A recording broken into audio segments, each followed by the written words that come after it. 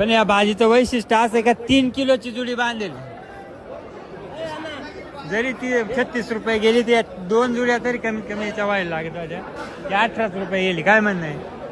ही खरी 18 रुपये गेली, 18,000. पण ती एवढी जुडी नाही बांधायला पाहिजे या दुसऱ्या शेतकऱ्यांचं वाटत आहे, असं माझं वैयक्तिक मत आहे.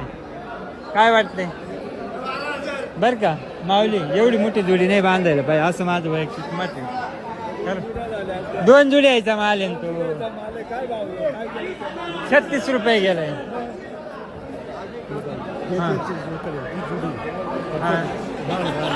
हा अहो अर्धी जुडी ती 25 जाईल आणि मोठी जुडी 36